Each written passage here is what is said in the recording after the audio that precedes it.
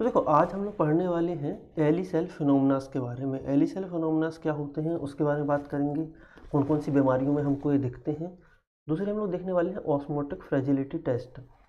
इसको हम लोग हेरिडिटी स्पेरोसाइटोसिस भी बोल सकते हैं, जिसके लिए हम लोग इसको करते हैं। तो इन दोनों के बारे में आज बात करेंगे, कंबाइन है ना, क्योंकि ये थोड़े छोटे छोटे टॉपिक्स हैं तो हम सोचे कि एक क्लास में ख़त्म कर देते हैं, क्योंकि हमको पढ़ना बहुत सारी चीज़ें हैं। ठीक है, तो देन हम लोग चालू करते हैं इनको। देखो सबसे पहले ऑस्मोटिक फ्रेजिलिटी टेस्ट हम लोग पढ़ेंगे। ठीक है, ऑस्मोटिक फ्रेजिलिटी टेस्ट पढ़ने के पहले हमको ऑस्मोसिस के बारे में पता होना चाहिए। सब लोगों ने मेरे ख्याल से स्कूल में ऑस्मोसिस के बारे में पढ़ा ही होगा। एक किशमिश का एग्जांपल लेते हैं कि किशमिश रखी रहती है, फिर उसको पानी में डालते हैं तो किशमिश फूल जाती है, सॉइलो हो जाती है। तो जो ये किशमिश का फूलना है वो ऑस्मोसिस का एक एग्जाम्पल है हमारा, है ना। हाँ, वैसे ही हम लोग को आरबीसी में ऑस्मोसिस जब पढ़ते हैं तो वहाँ पे भी हम लोग को सॉल्यूशन पढ़ने पड़ते हैं। तो एक बार हम लोग सॉल्यूशन के नाम से फेमिलियर अगर हो जाएंगे तो हमको आसानी से आगे की चीज़ें समझ में आएंगी। जैसे हम जो स्कूल का एग्जांपल है उसी को लेकर चलते हैं कि हमारे पास क्या है, ड्राई किशमिश है। हमने उसको पानी में डाला और वो कुछ टाइम के बाद 4 से 5 घंटे के बाद हमारी वो फूल गई, सॉलो हो गई, है ना। तो क्यों हो जाती हैं? क्योंकि जो किशमिश है इसके अंदर जो आयंस का कंसंट्रेशन है वो ज़्यादा है पानी के कंपैरिजन में। जब आयन का कंसंट्रेशन ज़्यादा होता है उस मॉलिक्यूल उस जो भी हम किशमिश देख रहे हैं या फिर आरबीसी देख रहे हैं, और बाहर जो सॉल्यूशन जो हमारा है उसमें आयन का कंसंट्रेशन कम रहता है। ठीक है, आयन से हम लोग बात कर सकते हैं, जैसे NaCl एग्जांपल ले लें हम लोग। ठीक है, सोडियम क्लोराइड का एग्जांपल ले लें। अगर सोडियम क्लोराइड का कंसंट्रेशन पानी में कम है और जो हमारा किशमिश है उसके अंदर ज़्यादा है, किशमिश के अंदर तो आयन का कंसंट्रेशन नॉर्मल पानी से कंपेरेटिव ज़्यादा ही होता है। तो पानी जो है जो हमारा जो कम कंसंट्रेशन से ज़्यादा कंसंट्रेशन की तरफ मूव करता है। मतलब कंसंट्रेशन का जो कंसंट्रेशन है हमारा आयंस का वो किशमिश के अंदर ज़्यादा है और पानी में कम है। तो पानी जो है वो ज़्यादा कंसंट्रेशन है, जो जिसमें ज़्यादा कंसंट्रेशन रहेगा हमारा उसकी तरफ मूव करेगा, तो पानी हमारा किशमिश के अंदर चला जाता है और किशमिश हमारी फूल जाती है। तो जो ये कंसंट्रेशन आयन है, इसी प्रिंसिपल पे बेस हमारा जो टेस्ट है आज का, जिसको हम लोग बोलते हैं ऑस्मोटिक फ्रेजिलिटी टेस्ट। ठीक है, तो हम लोग यहाँ एक जो हमारी एक बनी हुई है हमारी एक डायग्राम, इसमें हम लोग देख लेते हैं कि यहाँ पे देखो कि जो हम लोग को यहाँ पे ब्लू कलर के जो दिखाई दे रहे हैं ये हमारे हैं आयंस, है ना। जो ब्लू कलर के हमको दिखाई दे रहे हैं वो आयंस हैं, और देन हमारा जो है जो छोटे छोटे से ब्लू कलर के डॉट दिखाई दे रहे हैं वो वाटर के मॉलिक्यूल्स हैं, छोटे वाले, और बड़े वाले जो हमको पर्पल कलर के दिखाई दे रहे हैं वो आयंस का लेवल है। अब यहाँ पे देखो अगर आयंस का लेवल कम है, ठीक है, तो आरबीसी हमारी क्या होगी, आरबीसी हमारी क्या होगी कि वो स्वेलो हो जाएगी, फूल जाएगी। यहाँ देखो जो गोल हो गई आरबीसी हमारी, क्योंकि आयंस का यहाँ लेवल कम है, यहाँ नॉर्मल है तो जैसी आरबीसी रहेगी वैसे ही रहेगी। ठीक है, और अगर से आयंस का कंसंट्रेशन ज़्यादा हो गया, यहाँ पे कुछ ज़्यादा हो गया, तो क्या होगा कि जो हमारी आरबीसी है वो श्रिंक कर जाएगी। तो ऐसा हो क्यों रहा है ना, हमको पहले वो समझना पड़ेगा।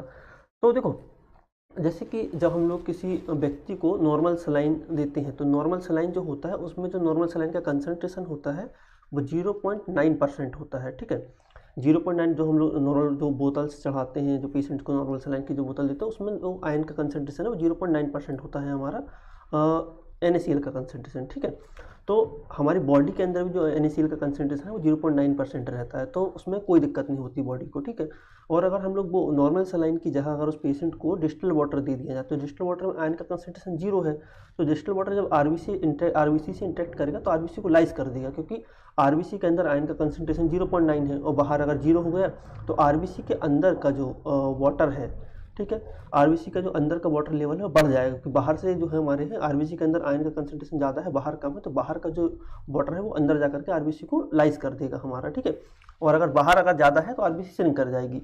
सिंपल सा फंडा है।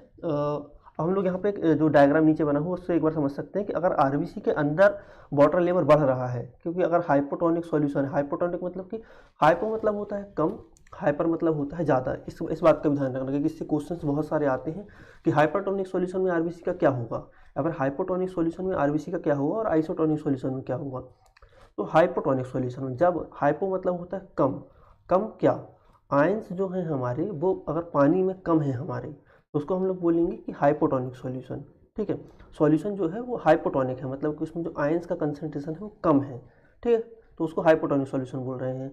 जब आयंस का कंसंट्रेशन ज़्यादा हो जाएगा पानी में, ठीक है, तो उसको बोलेंगे हाइपरटोनिक सॉल्यूशन। हाइपर मतलब ज़्यादा, हाइपर क्या ज़्यादा मतलब क्या है कि आयंस का कंसंट्रेशन हाइपर हो गया है, ज़्यादा हो गया है कंसंट्रेशन आयन का। ठीक है, तो आयन का कंसंट्रेशन ज़्यादा रहेगा तो उसको हाइपरटोनिक बोलेंगे, और आयरन का कंसंट्रेशन कम रहेगा तो उसको हाइपोटोनिक सॉल्यूशन बोलेंगे। और आइसोटोनिक जिसमें कि आरबीसी और बाहर के जो हमारा जो वाटर है उन दोनों में जो आयरन का कंसंट्रेशन है बराबर रहे तो उसको आइसोटोनिक सॉल्यूशन बोलेंगे। तो यहाँ पे आरबीसी की 3 स्टेज देखने के लिए मिलती है। हाइपोटोनिक सॉल्यूशन में आरबीसी फूलती है हमारी, ठीक है, जब हमारा आयन का कंसंट्रेशन कम रहेगा।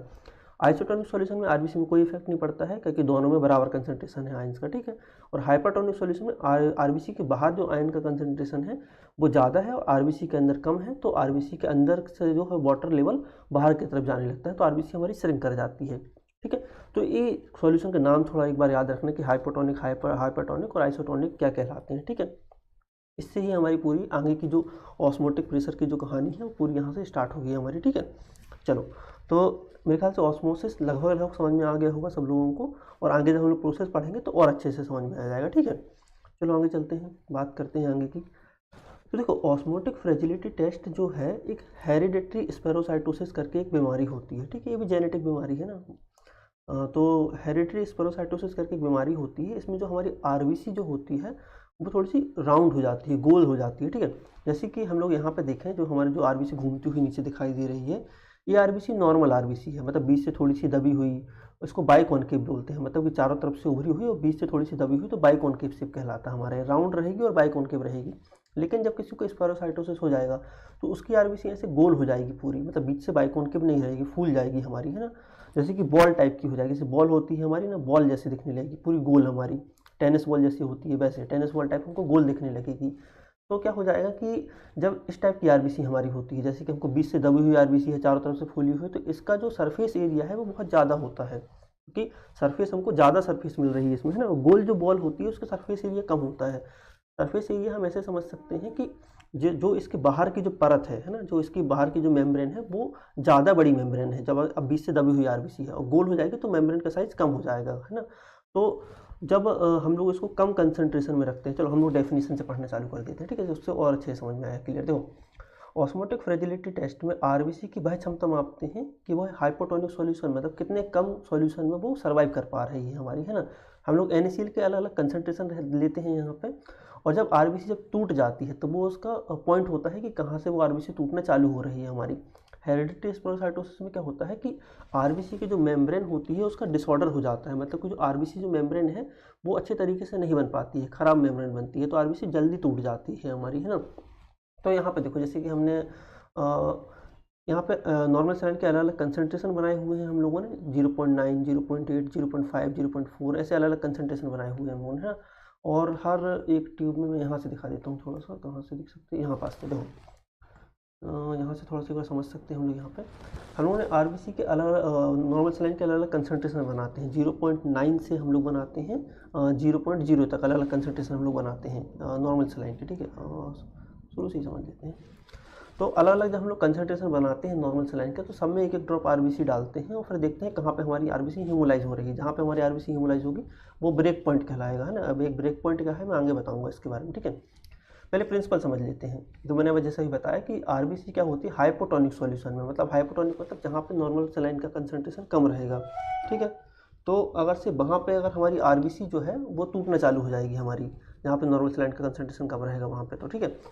तो सरफेस एरिया अगर से हमारा जो है, जब हमारी आरबीसी स्पेरोसाइटोसिस हो जाती है तो उसका सरफेस एरिया हमारा कम हो जाता है हमारा, और हमारी आरबीसी जो है स्पेरोसाइट, हम लोग उस आरबीसी को स्पेरोसाइट आरबीसी बोलते हैं, मतलब फूली हुई हमारी गोल सी आरबीसी, थोड़ी सी बड़ी भी हो जाती है नॉर्मल से वो, ठीक है।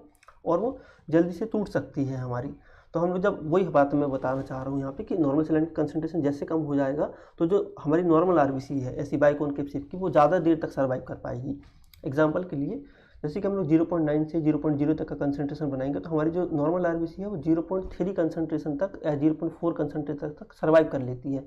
लेकिन जो हमारी स्फेरोसाइटोसिस वाली जो आरबीसी होती है वो हमारी 0.6, 0.7 से ही ब्रेक होना चालू हो जाती है कंसंट्रेशन से, ठीक है।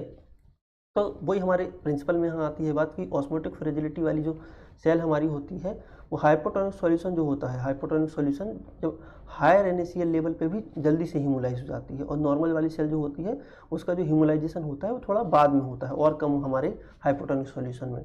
हाइपोटोनिक मतलब जैसे जैसे कम करते जाएंगे हम लोग नॉर्मल सैलाइन का कंसंट्रेशन, तो वो धीरे धीरे हाइपोटोनिक सॉल्यूशन बनता जाएगा, ठीक है। तो प्रिंसिपल यही है कि जितना कम कंसंट्रेशन में हमारी आरबीसी टूटेगी वो उतनी नॉर्मल है, जितने ज़्यादा कंसंट्रेशन में टूट जाएगी तो उतनी एबनॉर्मल है। तब हम लोग बेसिक ऐसा हम लोग समझ सकते हैं। इसको और डिटेल में हम लोग यहाँ पे जब प्रोसीजर में समझेंगे तो और अच्छे से समझ पाएंगे हम लोग, ठीक है। अभी हम लोग इक्विपमेंट देख लेते क्या क्या हमको चाहिए है टेस्ट करने के लिए, ठीक है। हमको चाहिए ईडीटीए ब्लड, ठीक है, होल ब्लड चाहिए रहेगा ईडीटीए हमको। देन हमको चाहिए रहेगा series of buffered NaCl solution, मतलब कि हमको एक सीरीज में लाइन से हमको ट्यूब चाहिए रहेंगी। अगर देखो हम लोग नॉर्मल बात करें तो हम लोग यहाँ पे 10 ट्यूब ले सकते हैं, 0.0 से लेकर के 0.1, 0.2, 0.3 और 0.9 तक। टोटल 10 ट्यूब हमारी सीक्वेंस में आ जाएंगी। लेकिन अगर और फिर अच्छे से हम बढ़ाना चाहें इस प्रोसीजर को तो हम 20 ट्यूब एक साथ ले सकते हैं। कैसे 20 ट्यूब में करेंगे हम लोग, 0.0, फिर 0.05, फिर 0.1, फिर 0.15, 0.2, 0.25 ऐसे करके हम लोग ब्रेक करेंगे सीक्वेंस से। यहाँ देखो 0.0 से लेकर के हमारा 0. हम लोग यहाँ 0.01 से 0.2, 0.25 ऐसे करके हम लोग को सीक्वेंस में हम लोग 20 ट्यूब बना सकते हैं हम लोग, है ना। 0.5 के डिफरेंस में ऐसे करके 0.05 के डिफरेंस में। तो 20 ट्यूब हम लोग क्यों बना रहे हैं, क्योंकि हम लोग ये देखना चाह रहे हैं कि कहाँ पे आरबीसी लाइज होना चालू हो रही है, किस कंसंट्रेशन पर, ठीक है। तो पहले हम लोग को ईडीटीए ब्लड चाहिए रहेगा, दूसरा हमको NaCl के अलग अलग कंसंट्रेशन चाहिए रहेंगे। देन हम लोग को टेस्ट ट्यूब चाहिए रहेंगी बहुत सारी, पिपेट चाहिए रहेगी, सेंट्रीफ्यूज मशीन चाहिए रहेगी, और हमको स्पेक्ट्रोफोटोमीटर चाहिए रहेगा, जिसको हम लोग 540 से 550 नैनोमीटर पर हम लोग सेट करेंगे उसको, ठीक है। ये सारी रिक्वायरमेंट हमको रहेंगी यहाँ पे। इनका कैसे यूज़ करना है हम लोग अब आगे देखते हैं, कैसे यूज़ करेंगे इन सब चीज़ों का हम। तो सबसे पहले हम लोग क्या करेंगे कि हम लोग अलग अलग टेस्ट ट्यूब ले लेंगे। यहाँ देखो बहुत सारी टेस्ट ट्यूब हम लिख सकते हैं, लेकिन हम लोगों ने जहाँ वो वाली टेस्ट ट्यूब यहाँ पे रखी हुई हैं जिसमें कि हम लोग को लाइज होना दिखाई देता है, ठीक है। क्योंकि ये जो टेस्ट ट्यूब हमको यहाँ दिखाई दे, कम टेस्ट ट्यूब दिखाई दे रही है। हम लोग लगभग 20 टेस्ट ट्यूब यूज़ करेंगे हम लोग यहाँ पे, है ना। 0.9 से लेकर के हम लोग यहाँ पे 0.0 तक की 20 टेस्ट ट्यूब बनाएंगे हम लोग यहाँ पे, है ना। 0.0, 0.9, 0.85, 0.8 ऐसे 0.75, 0.7 ऐसे करके धीरे धीरे सीक्वेंस उसका कम होता जाएगा। जैसे कि हमारा जो ग्राफ है, इस ग्राफ से हम लोग समझ सकते हैं कैसे हमारा नॉर्मल सलाइन का सीक्वेंस यहाँ 0.9 से 0.1 तक हमारा है, फिर 0.0 तक हमारा कम हो रहा है, ठीक है। और जो हीमोलाइसिस वाला सीक्वेंस जो है कि कितने % हीमोलाइसिस हमारी आरबीसी हो रही है, वो यहाँ पे एक्स और वाई के फॉर्म में हम लोग यहाँ पे डिनोट कर रहे हैं। तो पहले हम प्रोसीजर समझ लेते हैं और हम लोग कैसे इसका टेस्ट करेंगे फिर वो समझ लेते हैं ना। तो ये ग्राफ और ये सब चीज़ें मैं भी समझाऊंगा, पहले इसकी प्रोसीजर समझ लेते हैं। हम लोग को रिक्वायरमेंट पता हो गई, क्या करेंगे हम लोग टेस्ट ट्यूब बना रहे हैं हम लोग, 20 टेस्ट ट्यूब बना लेंगे 0.9 से 0.0 तक। अब उसमें हम लोग एक एक ड्रॉप इन द सेंस हम लोग बोल सकते हैं 50-50 माइक्रोलीटर हम लोग यहाँ पे ब्लड ऐड करेंगे उसमें। तो अच्छे से ईडीटी ब्लड को पहले अच्छे से मिक्स कर लेंगे और एक एक ड्रॉप ब्लड सारी हम लोग 20 की 20 टेस्ट ट्यूब में हम लोग ऐड करेंगे एक एक ड्रॉप ब्लड। उसको अच्छे से मिक्स करेंगे टेस्ट ट्यूब को, जैसे कि पूरा ब्लड जो है पूरे वाटर में हम लोग का अच्छे तरीके से मिक्स हो जाए। और रूम टेम्परेचर पे उसको 30 डिग्री सेल्सियस 30 मिनट के लिए हम लोग उसको रख देंगे रूम टेम्परेचर पे। रूम टेम्परेचर कितना होता है 25 ± 2 हम लोग बोल सकते हैं उसको। 25 डिग्री सेल्सियस हम लोग रूम टेम्परेचर पे उसको 30 मिनट के लिए उन सारी टेस्ट ट्यूब को 20 की 20 टेस्ट ट्यूब को स्टैंड पे हम लोग रख देंगे। 30 मिनट के बाद हम लोग फिर उसको देखेंगे, तो हम लोग 30 मिनट के बाद उसको सेंट्रीफ्यूज करेंगे सेंट्रीफ्यूज मशीन में। तो जो भी आरबीसी बची रहेंगे वो नीचे सेटल हो जाएंगे, और जो आरबीसी लाइज हो जाएंगी वो हमारे जो कलर है उसको रेड या पिंक कलर के कलर में हमको कन्वर्ट कर देंगे। ऊपर का जो डिस्टिल वाटर है, ऊपर का जो हमारा सॉल्यूशन है वो हमारा पिंक या रेड कलर में कन्वर्ट हो जाएगा। क्यों हो जाएगा, क्योंकि आरबीसी के अंदर से हीमोग्लोबिन हमारा बाहर निकल आएगा, तो जो रेड कलर का हो जाएगा, मतलब आरबीसी हमारी यहाँ पे लाइज हो जाएंगी जहाँ पे भी लाइज उसका होना चालू होगा। अब देखो हम लोग यहाँ पे देखते हैं कि पहले पिंक होना कहाँ से हमारी जो सॉल्यूशन है वो चालू हुआ है। जहाँ से पिंक होना चालू होगा उसको हम लोग बोलेंगे इनिशियल हीमोलाइजेशन है, मतलब यहाँ से हमारा हीमोलाइजेशन चालू हो गया है। वो हमारा 10%, 20% ऐसे करके बढ़ता जाएगा हीमोलाइजेशन अलग अलग टेस्ट ट्यूब में, है ना। तो हम लोग इसका मेजर कैसे करते हैं, तो यहाँ पे देखो जैसे कि हम लोगों ने ये बोला कि हमारे पास 0.9 से लेकर के 0.0 कंसनट्रेशन तक हमारे पास टेस्ट ट्यूब रखी हुई है। जैसे हम लोगों ने इसमें नॉर्मल सलाइन हम लोगों ने ब्लड ऐड किया, तो 0.9 में तो हमारी आरबीसी आराम से रह लेगी, क्योंकि उसके लिए वो आइसोटोनिक सॉल्यूशन है, मतलब ऐसा सॉल्यूशन कि बाहर भी 0.9 है, आरबीसी के अंदर भी 0.9 कंसनट्रेशन है। फिर जैसे जैसे हम लोग कंसनट्रेशन कम करेंगे नॉर्मल सलाइन का, तो वो सॉल्यूशन जो हमारा है वो हाइपोटोनिक सॉल्यूशन बनता जाएगा, क्योंकि वहाँ पे आयंस का कंसनट्रेशन कम होता जा रहा है। आयंस मतलब कौन से आयंस, NaCl आयंस। जब NaCl आयंस का कंसनट्रेशन धीरे धीरे कम होता जाएगा तो वो सॉल्यूशन हमारा हाइपोटोनिक सॉल्यूशन बनता जाएगा। और जैसे जैसे हाइपोटोनिक सॉल्यूशन बनेगा तो हाइपोटोनिक सॉल्यूशन में आरबीसी क्या होती है, फूलती है। ठीक है। तो फूलती जाएगी, लेकिन वो उसकी भी एक लिमिट होती है कि जहाँ तक वो फूल सकती है आरबीसी, है ना। उसके बाद वो भाई फूल ज़्यादा नहीं पाएगी और वो हमारी लाइज हो जाएगी, हीमोलाइज हो जाएगी या ब्लास्ट हो जाएगी हमारी आरबीसी, और उसके अंदर का पूरा जो हीमोग्लोबिन वो बाहर निकल जाएगा और हमारा जो कलर है, जो हमारा जो सॉल्यूशन है उसको पूरा रेड कर देगा। नॉर्मली जब हम लोग 0.9% वाला जो हमारा सॉल्यूशन होता है NaCl का, उसमें आरबीसी डालते हैं तो उसमें आरबीसी में कोई फ़र्क नहीं पड़ता है, आरबीसी नॉर्मल रहती है। उसको 30 मिनट भी रखेंगे, उसके बाद सेंट्रीफ्यूज करेंगे तो पूरी आरबीसी हमारी नीचे सेटल हो जाएंगी और हमको जो सॉल्यूशन है ऊपर का पूरा क्लियर दिखाई देगा। तो ऊपर का जो सॉल्यूशन है वो क्लियर हमको दिखाई दे रहा है 0.9 में, और 0.0 में हम लोग देखेंगे जहाँ पे एक भी NaCl नहीं है, तो वहाँ हमारी सारी आरबीसी लाइज हो जाएगी, सारी आरबीसी हमारी, क्योंकि वहाँ पे पूरा हाइपोटोनिक सॉल्यूशन है, वहाँ पे आरबीसी पूरी हमारी ब्लास्ट हो चुकी हैं। तो हम लोग दो यहाँ पे कंट्रोल लेके चलते हैं। दो कंट्रोल में कैसे लेके चलेंगे कि हमारा जो है जैसे हम लोग ये तो हम लोग प्रोसीजर समझ लिए, हम लोग इसको जब हम लोग टेस्ट करते हैं स्पेक्ट्रोफोटोमीटर पे, जो सेमी ऑटोमेटिक हमारी मशीन होती है, उस पर हम लोग टेस्ट करते हैं कि यार कितना हीमोलाइज हुआ, हम लोग देखें तो कैसे कितना हीमोलाइज हुआ है। तो स्पेक्ट्रोफोटोमीटर को हम लोग 540 से लेकर 550 नैनोमीटर पे सेट करते हैं। एक इसकी ओडी लेने की एक, जैसे हम लोग बोलते हैं ना कि विजुअल लाइट की जो एक स्पेक्ट्रम होता है 340 से लेकर के 600 कुछ तक, वो स्पेक्ट्रम के बीच में हम लोग जो 540 स्पेक्ट्रम जो होता है नैनोमीटर लाइट का, उस स्पेक्ट्रम पे हम लोग यहाँ पे स्पेक्ट्रोफोटोमीटर को सेट करते हैं। सब लोगों ने वो देखा होगा स्पेक्ट्रोफोटोमीटर, इस टाइप की सेमी ऑटोमेटिक मशीन होती है जिसमें कि हम लोग यहाँ पे स्पेक्ट्रम इसका सेट कर सकते हैं, इस स्पेक्ट्रम पे, ठीक है। मैं यहाँ पे स्पेक्ट्रम इसलिए बता रहा हूँ क्योंकि वहाँ पे हम लोग को मेंशन आते हैं, क्वेश्चंस आते हैं कि किस स्पेक्ट्रम पे हम लोग इसको मेजर करते हैं, ठीक है। तो स्पेक्ट्रम ध्यान रखना है कि 540 से 550, मतलब 540 मान के चलें, इतने स्पेक्ट्रम पे हम लोग इसको रीड करते हैं। अब हम लोग को रीड करने के लिए सबसे पहले दो सॉल्यूशन चाहिए। कौन से दो सॉल्यूशन? जो कि पूरी तरीके से हीमोलाइज हो और जो कि बिल्कुल भी हीमोलाइज ना हुआ हो, ठीक है। तो हमारा जो 0.9% वाला जो सॉल्यूशन है, उसका जब हम लोग क्या करेंगे कि सबसे पहले हम लोगों ने सारी ट्यूब को सेंट्रीफ्यूज कर लिया। सेंट्रीफ्यूज करके जो ऊपर का जो पार्ट दिख रहा है, मान लो देखो, जो ऊपर का जो पार्ट होता है उसको हम लोग बोलते हैं सुपरनेटेंट, ठीक है। और जो नीचे का पार्ट होता है उसको सेडिमेंट बोलते हैं। तो सेडिमेंट में हमारी आरबीसी इकट्ठी हो जाती है और ऊपर जो है, जो आरबीसी हीमोलाइज हुई होती है, उसका कलर हमको ऊपर दिखाई देता है। जब हम लोग मेजर करते हैं तो ऊपर का जो पार्ट होता है सुपरनेटेंट जो हमारा होता है, उसको हम लोग मेजर करते हैं, ठीक है। तो हम लोग जितनी भी ट्यूब रहेंगी सबका ऊपर का सुपर, देखो आफ्टर इंक्यूबेशन सेंट्रीफ्यूज करेंगे, सेंट्रीफ्यूज करने के बाद जो ऊपर का सुपरनेटेंट है उसको ट्रांसफर करेंगे क्यूबिट में, और इस क्यूबिट को हम लोग रीड करेंगे स्पेक्ट्रोफोटोमीटर पे, ठीक है। तो क्यूबिट जो ऊपर का जो सुपरनेटेंट है, सारी ट्यूब्स का एक एक करके हम लोग निकालेंगे और स्पेक्ट्रोफोटोमीटर में रीड करेंगे। अब रीड करने के लिए स्पेक्ट्रोफोटोमीटर को पहले हमको ये बताना पड़ेगा कि 100% हीमोलाइज में कितना ओडी आएगी। ओडी मतलब ऑप्टिकल डेंसिटी होती है ना उस सॉल्यूशन की। तो 100% जब हीमोलाइज होगा तो कितनी ओडी आएगी, और जब एक भी हीमोलाइज नहीं होगा तो कितनी ओडी आएगी। तो जो हमारा 0.9% वाला कंसंट्रेशन जो होता है शुरू वाला, उसमें एक भी हीमोलाइजेस नहीं हुआ होता है, तो उसको एज हम लोग कंट्रोल यूज़ करते हैं, नेगेटिव कंट्रोल, मतलब इसमें एक भी हमारा हीमोलाइज नहीं हुई है आरबीसी।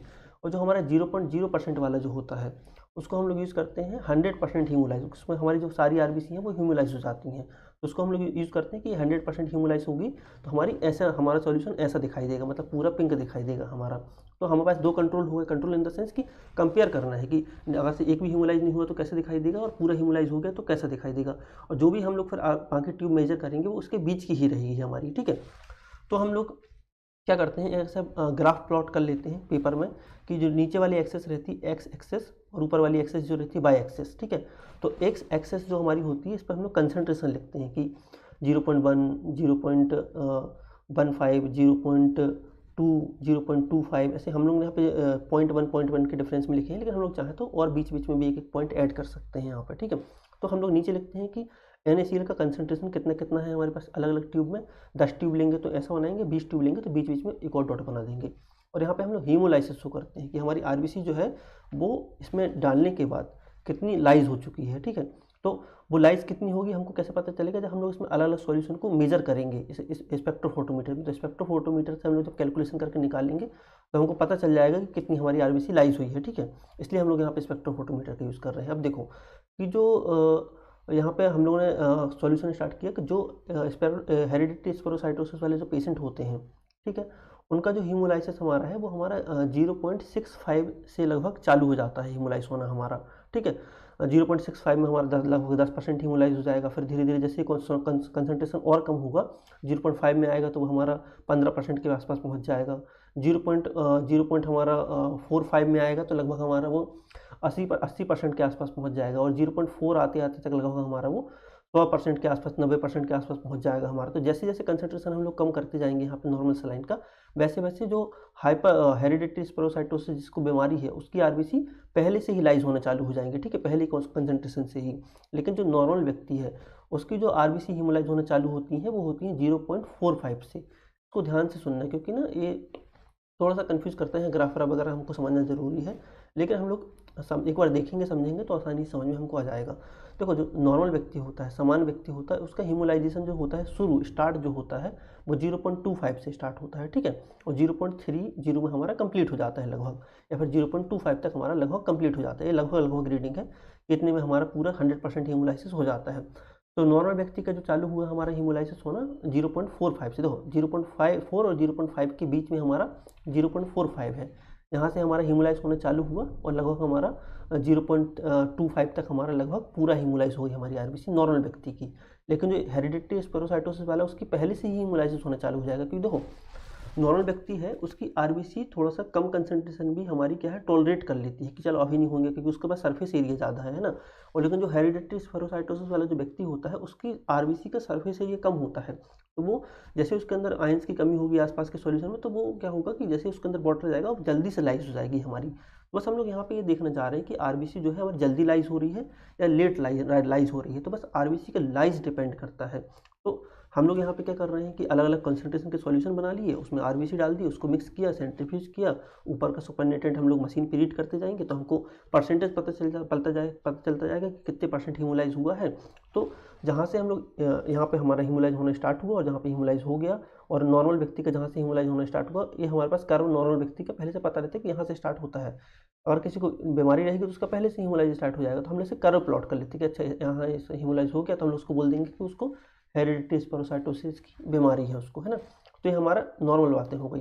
अब देखो, अगर किसी व्यक्ति का अलग अलग बीमारी में अलग अलग टाइप से कर्व चलता है, यहाँ पे हमारा अलग अलग बीमारी में कैसे अलग अलग टाइप से चलता है, देखो जैसे कि अगर से हमारा हेरिडिटरी स्पेरोसाइटोसिस जब हम किसी की दिक्कत रहती है तो उसका जो इंक्रीज़ हो जाता है ऑस्मोटिक फ्रेजिलिटी लेवल, इंक्रीज मतलब क्या हो जाता है कि पहले से ही लाइज होना चालू हो जाता है। यहाँ तो ग्राफ से हम लोग समझ लेते हैं, किसी को हेरिडिटरी स्पेरोसाइटोसिस की बीमारी है तो उसकी आरबीसी पहले से ही लाइज होना चालू हो जाएंगे और यहाँ जाके कंप्लीट लाइज हो जाएंगे, ठीक है। नॉर्मल व्यक्ति की थोड़ा बाद में लाइज होना चालू होती हैं, और जिसको सिकल सेल और थैलेसीमिया की बीमारी होती है उसका थोड़ा और लेट हीमोलाइज होना चालू होती है हमारी, ठीक है। क्योंकि जब किसी को थैलेसीमिया वगैरह होता है तो उनके आरबीसी का सरफेस लेवल थोड़ा सा बढ़ जाता है ना। तो उस टाइम पे क्या होती है कि हमारी आरबीसी थोड़ी सी लेट जो होती है लाइज होती हैं। एक बार हम की कंडीशन सबकी पढ़ लेते हैं। तो इंक्रीज ऑस्मोटिक फ्रेजिलिटी टेस्ट में क्या होगा कि आरबीसी क्या है जल्दी लाइज होना चालू हो जाएंगी हमारी, है ना, हायर NaCl कंसंट्रेशन पे ही लाइज होना चालू हो जाएंगी। कौन कौन सी कंडीशन में हो सकती है, तो मैंने बताया हेरिडिटरी स्पेरोसाइटोसिस में, बार बार नाम इसलिए ले रहा हूँ क्योंकि आपको याद हो जाए बार बार इसका नाम बोलने पर, ठीक है। तो क्लासिक पॉजिटिव केस होता है जो हेरिडिटरी स्पेरोसाइटोसिस में, तो लो सरफेस लेवल होती है हमारी आरबीसी में, सरफेस लेवल क्या होता है कम होता है, तो जो है जो फ्रेजिलिटी का जो वॉल्यूम है वो जल्दी बढ़ जाता है, ठीक है। ऑटो इम्यून अगर से हीमोलाइटिक एनीमिया किसी को है जिसमें कि आरबीसी को तोड़ रहा है कोई चीज़ बॉडी के अंदर खुद से ही, तो उसमें भी हमको क्या होता है स्पेरोसाइटोसिस देखने के लिए मिलता है, और हमको जो है ऑस्मोटिक फ्रेजिलिटी टेस्ट हमको इंक्रीज देखने के लिए मिलता है ना। ये बात हो गई इंक्रीज की। अब डिक्रीज की बात कर लेते हैं कि कम हमको मिलेगा कि कम दिखाई देगा हमको ये टेस्ट, है ना। तो हम लोग को सिकल सेल एनीमिया और थैलेसीमिया के टाइम पे हमको कम दिखाई देगा। क्यों कम दिखाई देगा, क्योंकि जो आयरन डिफिशिएंसी एनीमिया हो गई, सिकल सेल थैलेसीमिया हो गया, इनमें हमको टारगेट सेल्स वगैरह दिखाई देती हैं। और टारगेट सेल्स क्या करती हैं, टारगेट सेल्स जब किसी के अंदर रहती है तो उसका सरफेस एरिया बढ़ जाता है उन सेल्स का, तो हमको जो ऑस्मोटिक फ्रेजिलिटी टेस्ट है यहाँ पर डिक्रीज दिखाई देता है। तो हमको दोनों कंडीशन पता होनी चाहिए कि इंक्रीज कब होगा osmotic fragility test hereditary spherocytosis में, डिक्रीज कब होगा thalassaemia sickle cell iron deficiency anaemia में, ठीक है। तो इनमें हमारा क्या हो जाएगा डिक्रीज हो जाएगा। तो ये चीज़ हमको पता होनी चाहिए। तो बस मेरे ख्याल से इतना ही है हमारा स्पेरोसाइटोसिस की दिक्कत कि हमको क्या क्या रिक्वायरमेंट है और कब हमारा हीमोलाइसिस स्टार्ट होगा, तो उसके हिसाब से हम लोग बता देते हैं कि उसको हेरिडिटरी स्पेरोसाइटोसिस की दिक्कत है कि नहीं है, ठीक है। तो जब जितनी जल्दी लाइज होना चालू हो जाएगा उसका हम लोग कर्व बना लेंगे, ग्राफ देख लेंगे, और ग्राफ अगर इस टाइप का हमको दिखाई देता है तो हम उसको बोल देंगे कि हाँ इसको हेरिडिटरी स्पेरोसाइटोसिस की दिक्कत है, ठीक है। तो मेरे ख्याल से छोटा सा टेस्ट था और आसान था समझने में। अगर से कोई दिक्कत किसी को जाएगी तो हम लोग अभी लाइव क्लास में आएंगे तो वहाँ हम लोग इसके बारे में डिस्कस कर लेंगे अच्छे से, ठीक है।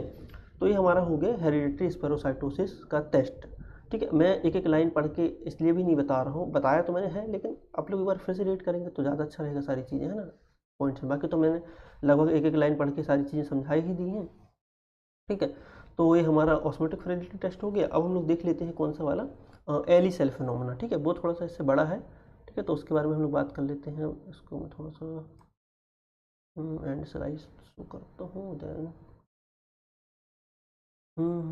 ठीक है, तो ये हमारा आ गया एली सेल फिनोमेना के बारे में। तो एली सेल फिनोमेना जो है, एली सेल का फुल फॉर्म होता है ल्यूपस एरिथेमस। इसमें क्या होता है, हमको अगर से ऑटो इम्यून की बीमारी है, मतलब कि अगर से हमारे को ऑटो इम्यून कोई टाइप का डिसऑर्डर है, तो ऑटो इम्यून डिसऑर्डर में क्या होता है कि जो है हमारी जो न्यूट्रोफिल्स होती हैं, फिर जो मोनोसाइट होती हैं, वो हमारा जो न्यूक्लियर मटेरियल जो होता है अलग अलग सेल्स का, उसको इंगल्फ कर लेती हैं, उसको खा लेती हैं। तो हमको लगभग इस टाइप की सेल्स दिखाई देती हैं। जैसे यहाँ पे जो हमको सेल्स दिखाई दे रही है, ये न्यूट्रोफिल है, ठीक है। जैसे ये न्यूट्रोफिल हमको नॉर्मल दिखाई दे रही है, लेकिन ये न्यूट्रोफिल क्या है कि इसने किसी दूसरी सेल का न्यूक्लियर मटेरियल को इंगल्फ कर लिया है। तो हमको जो उसका न्यूक्लियर मटेरियल अलग दिखाई दे रहा है, न्यूट्रोफिल अलग दिखाई दे रही है। तो जब हम लोग पेरिफेरल ब्लड स्मीयर देखते हैं किसी व्यक्ति का, हम लोग पेरिफेरल ब्लड स्मीयर पढ़ा हुआ था कुछ टाइम पहले कि हम लोग कलर करते हैं स्मीयर को और माइक्रोस्कोप में देखते हैं, तो हमको न्यूट्रोफिल दिखाई देती हैं और भी बहुत सारे WBC दिखाई देती हैं। तो उस टाइम पे हमको इस टाइप की एली सेल्स दिखाई देती हैं। इन सेल को बोलते हैं एली सेल्स।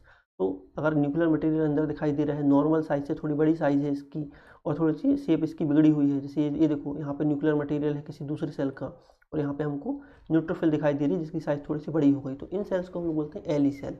अब ये एली सेल हमको कब दिखाई देती है, जब किसी को ऑटो इम्यून बीमारी हो या फिर SLE हो, ठीक है। SLE की अगर किसी को दिक्कत होती है तो भी हमको क्या होता है कि यहाँ पे हमको दिखाई देती है हमको इस टाइप की सेल्स पेरिफेरल ब्लड स्मीयर में। तो हम कैसे पता करेंगे कि किसको सिस्टेमिक ल्यूपस एरिथ्रोमस है, तो उसको हम लोग पता करने के लिए हम लोग यहाँ पे इस टेस्ट का करते हैं, एली सेल प्रिपरेशन हम लोग करते हैं। तो क्या होता है, कैसे होता है, इसके बारे में थोड़ा सा हम लोग यहाँ पे डिस्कस कर लेते हैं। अब देखो क्या है, एली सेल टेस्ट एक क्लासिक प्रयोगशाला जांच है जिसमें कि हम लोग क्या करते हैं SLE, ठीक है। SLE एक ऑटो इम्यून बीमारी है जिसके बारे में हम लोग पता लगाने के लिए कि यार इसको SLE की दिक्कत है कि नहीं है, उसके लिए हम लोग यहाँ पे इसका टेस्ट करते हैं। 1948 में मैकोलम हारगेप्स ने इसकी हमारी जांच की थी, मतलब इसको पता लगाया था कि इस टाइप की हम लोग जांच करके हम लोग पता कर सकते हैं कि उसको SLE की दिक्कत तो नहीं है। जब किसी को सिस्टेमिक ल्यूपस एरिथेमस होता है जब किसी को, तो उसको ना इस टाइप के स्किन में इन्फेक्शन दिखाई देते हैं और बॉडी में भी और बहुत सारी चीज़ें हमको सिम्टम्स दिखाई देते हैं। मैंने हमारा स्किन थोड़े से रैसेस दिखाई देते हैं हमको, तो हम बोल सकते हैं कि उसको ऑटो इम्यून डिसऑर्डर है किसी प्रकार का, ठीक है। तो एली टेस्ट क्या होता है पहले उसके बारे में बात कर ले, तो क्यों हम लोग उसकी जाँच करते हैं। तो एली सेल जो टेस्ट है हमारा थोड़ा सा पुराना टेस्ट है ना, अब तो एडवांस टेस्ट भी आ गए हमारे पास, ठीक है। तो एली सेल एक पुरानी मेथड है, लेकिन हमको क्या है कि अभी भी क्या बोलते हैं कि एग्ज़ाम में पूछी जाती है, इसलिए हम लोग इसको पढ़ रहे हैं। नहीं तो हम लोग फिर इसके एक और एडवांस जो टेस्ट होते हैं, जैसे कि हम लोग ENA टेस्ट कर सकते हैं, ठीक है, anti-DS-DNA टेस्ट कर सकते हैं, C3C4 कर सकते हैं, वो और ज़्यादा एडवांस टेस्ट हैं हमारे SLE के डायग्नोसिस के लिए। लेकिन हम लोग के एग्ज़ाम्स और सिलेबस में ऐसे एली टेस्ट है, तो हम लोग उसको यहाँ पे पढ़ ले रहे हैं एक बार कि कैसे करते हैं, ठीक है।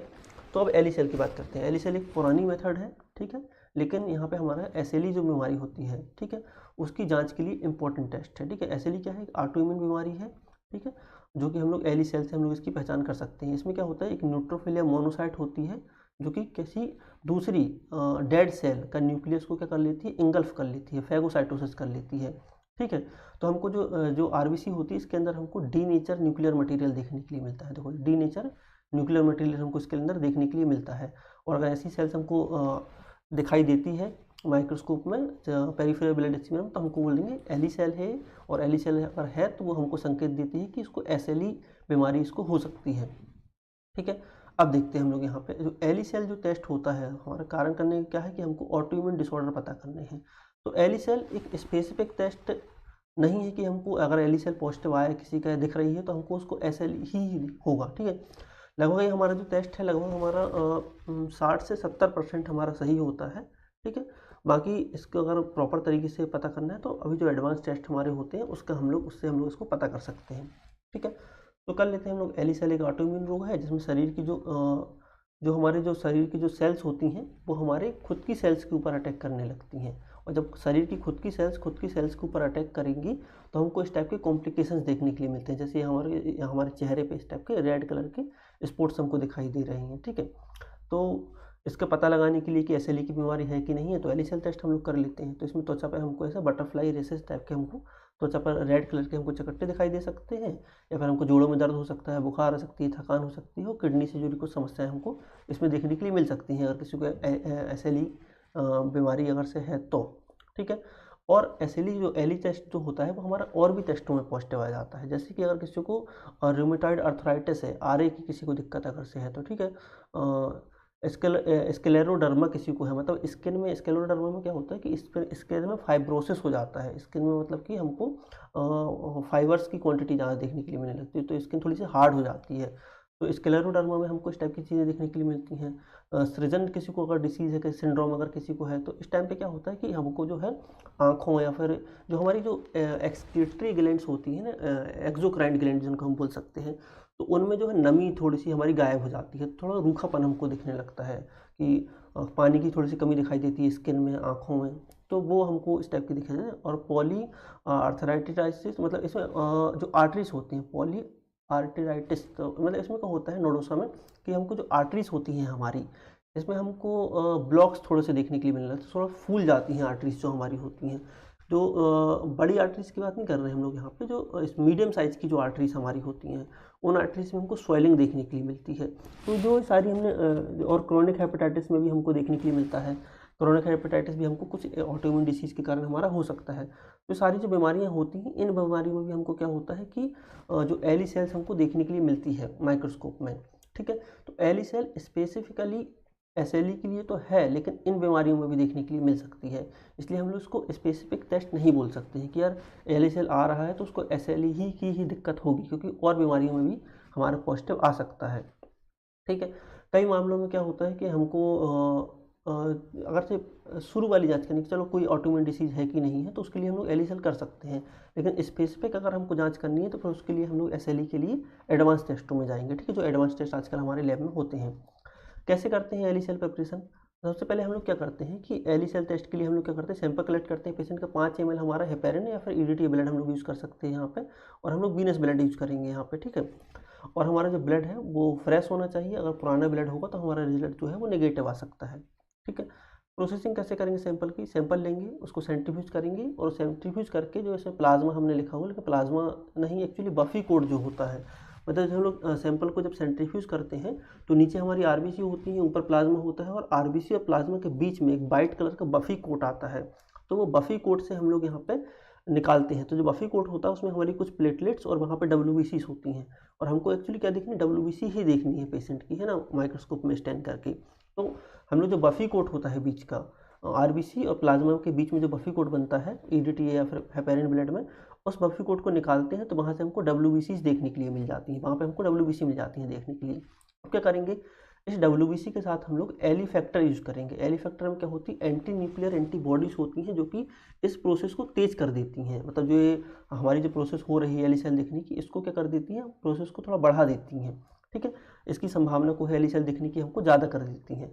उसको सैंपल को हम लोग 37 डिग्री सेल्सियस पे इंक्यूबेट करेंगे 1 घंटे के लिए, जिससे कि ये प्रोसेस जो है वो हो सके, हमारी एली सेल बन सके हमारी। जब एली सेल बन जाएगी, एंटीजन एंटीबॉडी रिएक्शन हो जाएगी हमारी, तो हमको उसको स्लाइड बना लेंगे, जैसे हमने पेरिफेरल ब्लड स्मेयर की स्लाइड बनाई थी, एक ड्रॉप रख करके उसको प्रॉपर करके उसको स्टेन कर लेंगे। स्टेन किससे कर सकते हैं, हम लोग लीसमैन स्टेन कर सकते हैं, जेमसा स्टेन कर सकते हैं, इन स्टेन के यूज़ करके हम लोग उसको स्लाइड को स्टेन कर सकते हैं। और जब हम लोग उसको स्टेन कर लेंगे तो उस स्लाइड को हम लोग माइक्रोस्कोप पे 100x ऑयल इमर्सन लेंस पे हम लोग उसको देखेंगे, और जब हम लोग उसको 100x ऑयल इमर्सन पे देखेंगे तो हमको इस टाइप की हमको एली सेल्स ऐसी दिखाई देंगी। एली सेल क्या है, ये देखो, ये एली सेल्स हमारी हैं, इस टाइप की सेल्स हमको दिखाई देंगी, स्टेन करने के बाद दिखाई देंगी, है ना, डायरेक्ट ब्लड में नहीं दिखाई देंगी। हम लोग पहले ब्लड लेंगे, उसकी स्लाइड बनाएंगे, उसको स्टेन करेंगे लीसमैन स्टेन, और उसके बाद जब हम लोग देखेंगे माइक्रोस्कोप में तो नॉर्मल हम लोग को न्यूट्रोफिल ऐसी दिखाई देंगी, लेकिन जो एली सेल्स हैं हमको ऐसा गोल सा हमको डीनेचर न्यूक्लियर मटेरियल दिखाई देगा उसके अंदर, और हमको थोड़ी सी न्यूट्रोफिल की साइज थोड़ी बड़ी बिगड़ी हुई दिखाई देगी, नॉर्मल डब्ल्यूबीसी से थोड़ी बड़ी डब्ल्यूबीसी हमको ये दिखाई देगी।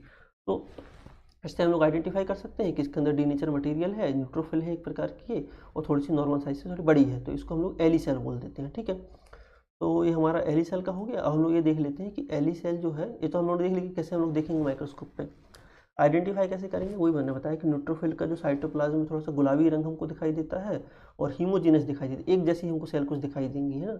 और यहाँ पे हमको जो गोल्ड कलर का अंदर न्यूक्लियर मटेरियल हमको सेल के अंदर दिखाई देगा, ठीक है। और बाकी इसमें न्यूक्लियस धुंधला या फिर अनुपस्थित हो सकता है, तो थोड़ा सा हमको जो अंदर का न्यूक्लियर मटेरियल है उस टाइप को थोड़ा सा हल्का सा ब्लड दिखाई दे। यहाँ ब्लड मतलब ऐसा होता है थोड़ा सा धुंधला दिखाई देगा। नॉर्मल जो इसका जो न्यूक्लियस मटेरियल है थोड़ा सा डार्क दिखाई दे रहा है, लेकिन इसका हमको थोड़ा सा ब्लर दिखाई दे रहा है। तो इस टाइप का हमको कुछ चीज़ें दिखाई देंगी इसके अंदर। और जो ये सेल होती हैं, थोड़ा सा जूम कर लेता हूँ उसको, ये फैगोसाइटोसिस के थ्रू बनी होती है, मतलब दूसरे न्यूक्लियर मटेरियल को खा करके जो न्यूट्रोफिल है वो इस टाइप की हमारी बन जाती है, ठीक है। सेल का आकार सामान्य से थोड़ा सा बड़ा हो जाता है। अब हम लोग देखते हैं कि ये पॉजिटिव कब आता है टेस्टिंग। तो एली सेल्स कब मौजूद होती है, जब किसी को एसएलई की दिक्कत हो, एसएलई डिसीज़ किसी को हो, ठीक है। लेकिन इसकी सेंसिटिविटी लगभग हमारी 50 से 75% ही है, 100% सेंसिटिव ये नहीं है। क्यों 100% सेंसिटिव नहीं है, क्योंकि हमारी क्या है कि स्पेसिफिक नहीं है, क्योंकि हमारी अलग अलग बीमारियों में भी पॉजिटिव हमारी एली सेल हमको दिखाई दे सकती हैं, जैसे कि अर्थराइटिस वगैरह में, रूमेटॉइड अर्थराइटिस में, स्क्लेरोडोमा में। तो इन बीमारियों में भी हमारी पॉजिटिव आ सकती हैं। और नेगेटिव कब आ सकती हैं, एली सेल भी हमको नेगेटिव भी मिल सकती हैं, इसलिए हमको एसएलई की कई बार संभावना में, क्योंकि हम लोग को 50 से 75% ही हमारी क्या है इसकी वो है कि रिलायबिलिटी है, तो हम लोग इसको कई बार नेगेटिव भी हमको देखने के लिए मिल सकता है। तो इसके लिए फिर हम लोग एडवांस टेस्ट करते हैं, ठीक है, जैसे कि हमको 100% कन्फर्म हो जाए कि एसएलई की इसको दिक्कत है कि नहीं है। अब एडवांस टेस्ट देखो क्या होते हैं, यहाँ थोड़ा सा साइड कर लेते हैं इसको, अब देखते हैं। तो लिमिटेशन क्या है इसकी, लिमिटेशन है कि थोड़ा सा कम सेंसिटिव है, स्पेसिफिक नहीं है। स्पेसिफिक सेंसिटिव मतलब कि 100% सेंसिटिव नहीं है कि 100% हमको बता ही रही है कि इसको एसएलई की दिक्कत ही है, और भी चीज़ों में आ जाती है, ठीक है। स्पेसिफिक भी नहीं है, स्पेसिफिक एसएलई में भी नहीं दिखाई दे रही है हमको ये, ठीक है। सेंसिटिविटी भी इसकी कम है, 100% रिलायबल भी नहीं है, और स्पेसिफिसिटी भी कम है। मतलब स्पेसिफिसिटी का मतलब होता है कि स्पेसिफिक हमारी एसएलई में ही आएगी पॉजिटिव, ऐसा भी नहीं है ना। इसलिए हमको थोड़ी सी दोनों चीज़ें हमको इसमें कम दिखाई देती हैं। अब एली सेल से पुराना टेस्ट थोड़ा सा हो गया, इसकी जगह हम लोग एएनए टेस्ट करते हैं, anti nuclear antibody test, ANA test करते हैं, और एंटी डीएसडीएनए टेस्ट करते हैं हम लोग यहाँ पे। तो जो थोड़ा सा ज़्यादा हमारे क्या है रिलायबल होते हैं एसएलई के लिए हमारा, ठीक है। तो हमारा फॉल्स पॉजिटिव कब आ सकता है एली टेस्ट, मैंने बता दिया कि आरए और ये सब जो सिंड्रोम्स हमारे होते हैं इन सब में हमारा फॉल्स पॉजिटिव हमारा आ सकता है। नेगेटिव कब आ सकता है, अगर जो प्रोसीजर हमने जो की हुई है वो प्रॉपर तरीके से नहीं करी है, तो हमारा टेस्ट जो है वो नेगेटिव भी आ सकता है, ठीक है। और आधुनिक टेस्ट के बारे में मैंने आपको बता दिया कि एसएलई के जो एली टेस्ट के लिए हम लोग ये सब कर सकते हैं। C3 C4 लेवल हम लोग ने यहाँ पे अलग सेट किया है कि इनको भी हम लोग पता करके यहाँ पे पता कर सकते हैं कि उसको एसएलई की दिक्कत है कि नहीं है, ठीक है। तो मेरे ख्याल से एसएलई के बारे में सबको समझ में आ गया। उसके कुछ सिम्टम्स वगैरह हम देख लेते हैं, क्या क्या सिम्टम्स होते हैं, कि क्या हमको कॉम्प्लिकेशन दिखाई देते हैं अगर किसी को ये बीमारी हो जाती है। तो यहाँ देखो जो हमारा सिस्टेमिक लूपस एरिथेमाटस जो सिंड्रोम है, इसमें क्या है कि एक्सेसिव उसको टाइटनेस दिखाई देती है, थोड़ा सा उसको दिक्कत ज़्यादा होती है, पेन वगैरह होता है जॉइंट्स में, स्वेलिंग्स हमको दिखाई देती है जॉइंट्स में, हेडेक प्रॉब्लम होती है, बटरफ्लाई रेसेस दिखाई देते हैं, ऐसे तितली के आकार के हमको रेसेस दिखाई देते हैं, हेयर लॉस हो सकता है, एनीमिया हो सकता है, ब्लड क्लॉटिंग्स वगैरह की समस्या हो सकती है। तो इस टाइप के कुछ सिम्टम्स हमको दिखाई देते हैं, तो हम उसको बोलते हैं कि तुम अपना एएनए टेस्ट करा लो, एंटी डीएसडीएनए टेस्ट करा लो, या फिर एली टेस्ट करा लो। एली टेस्ट मेरे ख्याल से अभी तो पूरी लैब में मेरे ख्याल से होता नहीं है, क्योंकि मैंने देखा नहीं है एली टेस्ट होते हुए, शायद कहीं होता हो, क्योंकि अब तो एएनए टेस्ट वगैरह अच्छे टेस्ट हैं और इन्हीं का ही हम लोग यूज़ करते हैं आजकल एसएलई के डायग्नोसिस के लिए। ये हमारे सिलेबस में है, इसलिए हम लोगों ने उसको पढ़ लिया कि कैसा क्या है, ठीक है। तो ये बेसिक हो गया, छोटे छोटे से आज थे, इसलिए हम लोगों ने यहाँ पे 2 आज टॉपिक ले लिए थे, एसएलई और ये, और वो भी हमारे 40 मिनट के अंदर कंप्लीट हो गए। देखो तो ये हमारे दोनों के बारे में बात हो गई। अब हम लोग गूगल मीट की लिंक में शेयर करूँगा सब लोगों को, तो सब लोग वहाँ पे ज्वाइन करेंगे गूगल मीट को, और वहाँ पे हम लोग इसके बारे में कुछ क्वेश्चन आंसर कर लेंगे, कि एक दूसरे से डिस्कस कर लेंगे कि आपको क्या समझ में नहीं आया है, और कुछ और इसमें समझना हो तो वो हम लोग दोनों टेस्ट के बारे में, है ना, दोनों टेस्ट के बारे में हम लोग समझ लेंगे।